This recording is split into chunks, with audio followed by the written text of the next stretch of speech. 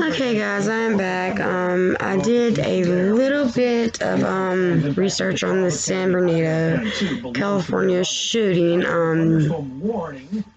This happened in obviously San Bernardino, California, on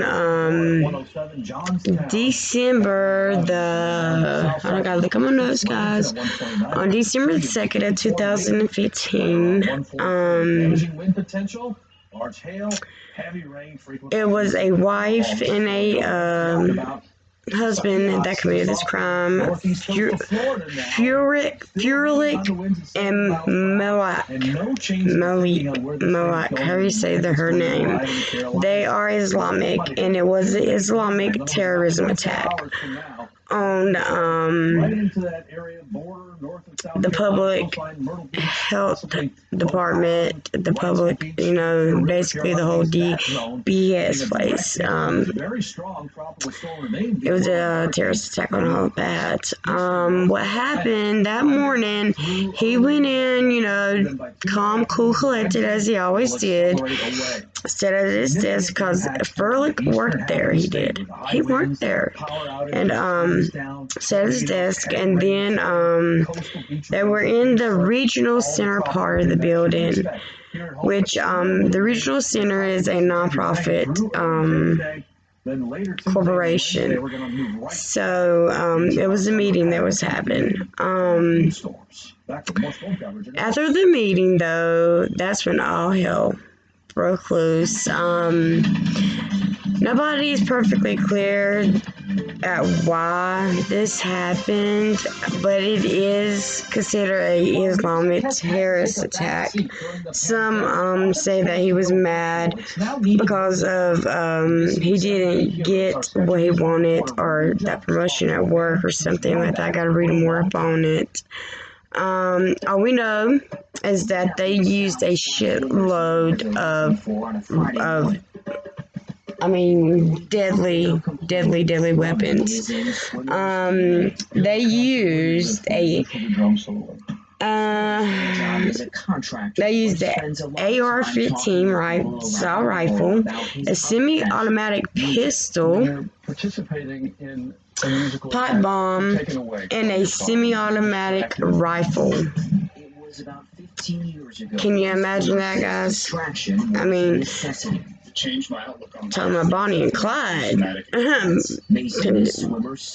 Hey, Bonnie and Clyde is dang Tiana and is dang Snow White and the Prince compared to them. They're hold on 1 minute, guys. I'm gonna read off of this. I'm still here.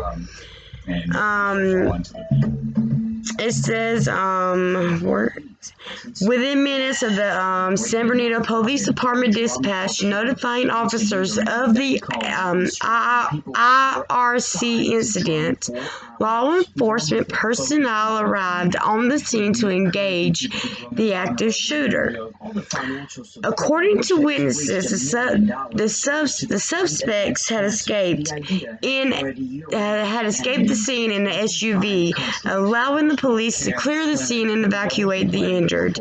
During the evacuations, officers discovered undetonated explosive devices.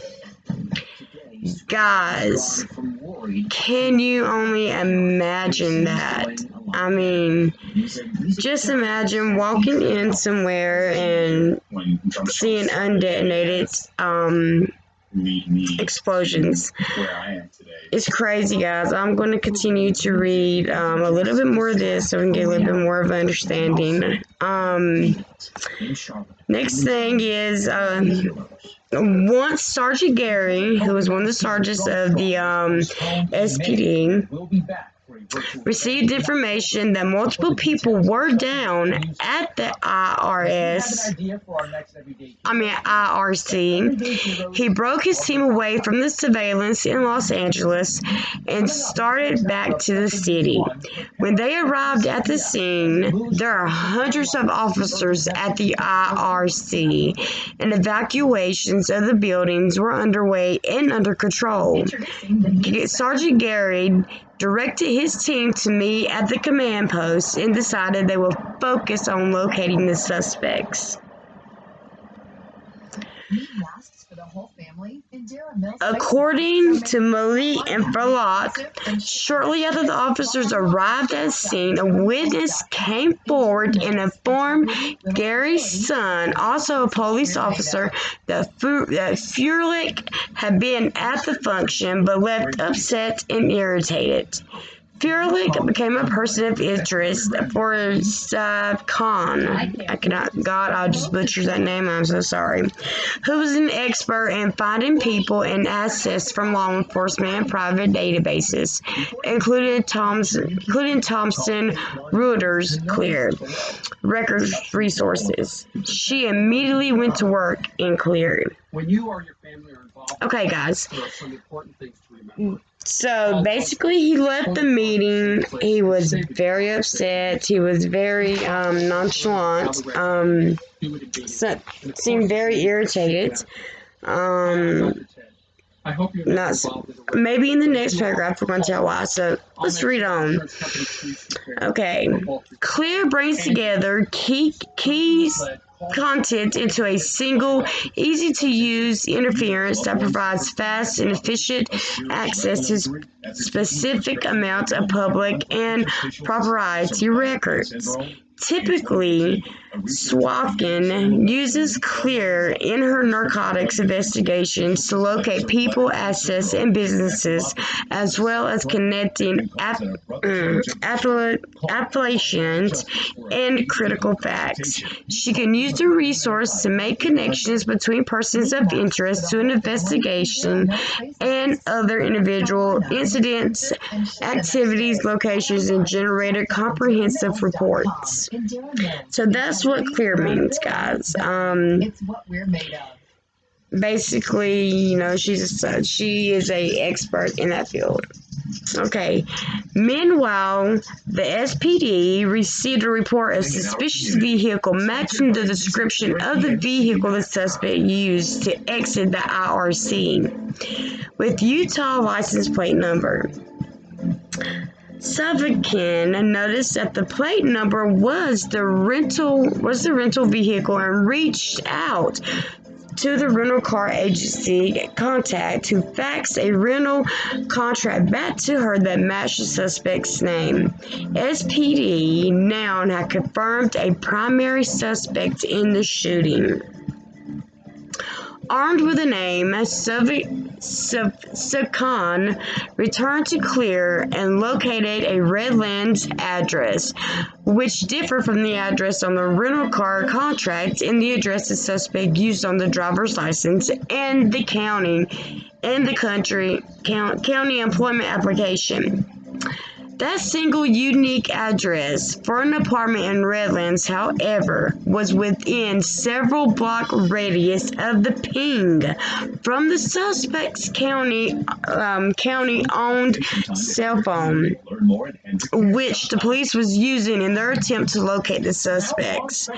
SUFCOM provided Sergeant Gary and his team with the Redlands address. So basically, guys, so far what we read is they basically used different addresses. Their addresses was one was in Redlands, California, and the other one was where was it at? It was located somewhere other than their actual address, which was Redlands, California, because it was only blocks away from where Furlick worked. So it kind of makes you think. Hold on, guys, I'm gonna kind of move my screen over a little so I can read to y'all. And at the same time, you know, see what the heck is I am reading. Okay, guys. So basically, you know, like I said, we're at the point right now where hold on, my gosh, hold on. South and west of Charlotte. Here they are on severe thunderstorm warnings are up. I'm trying to get it to where, you know, I can read it to you and stay looking. Okay. So basically, you know, they got a suspect. Okay. Now, here's how the threat was ended. Plainclothes, undercover police officers first arrived at the Redlands address and witnessed a black SUV with Utah plates leaving the location of the apartments. As Sergeant Gary teamed to follow the vehicle, he requested that a marked police unit make an attempt to stop the SUV. When the suspect's SUV reached the intersection of the San Bernardino Avenue and Tippecanoe Avenue, it made a right-hand turn going east of San Bernardo Avenue. Within minutes of the marked unit lighting up in the attempt to pull the SUV over, gunfire erupted from the SUV, which then fully stopped to further engage in with the officers in the marked unit.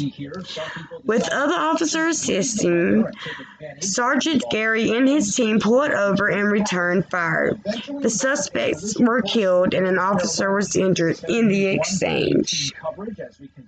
While officers secured and investigated the scene, they discovered a detonation device in the SUV. The couple had been driving around the city trying to set off the explosive they left at the IRC. Had Savicon not hastily found the suspect's address in Redlands, the couple may have continued their attack, resulting in more civilian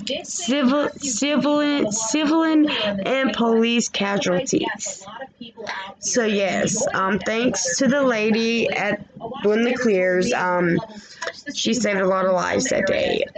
She really did. Okay, Savcon's critical and timely research and the quick action by Sergeant Gary and the SPD shows how clear can be used to quickly identify and locate a person of interest with just one piece of information such as name, address, or a phone number. So clearly, there's no running in this thing. I mean, there's no way that you can run from anything like that, and you know guys, you know how that goes. Anyways, let's see what else we can read that is worth reading. Sea turtle nests, because it is sea turtle nesting season right now. There's a video on here that is related to it. Okay. Okay, guys. That will probably be all that I do right now on the San Bernardino case, because now I'm wanting to actually do the Columbine shooting and the Memphis 3 next. So with that being said, remember, love is love. Put God first. I love y'all. Like, subscribe, help me get my channel going, guys. I promise I will not disappoint. I will continue to load up videos daily, probably. If not, it'll be every other day. But I would greatly appreciate it if y'all, the public, can help me out and get my channel going. Hit that like button, subscribe.